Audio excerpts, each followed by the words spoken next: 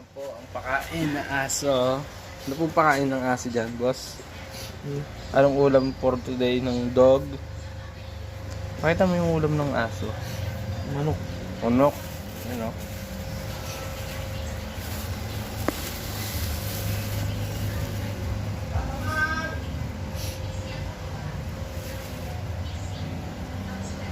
Araw-araw po ganyan ang ulam ng aso, paiba-iba.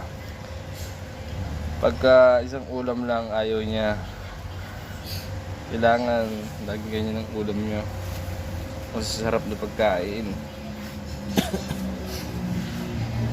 Alam mo, pakain sa aso, masarap pa sa ulam ng tao minsan.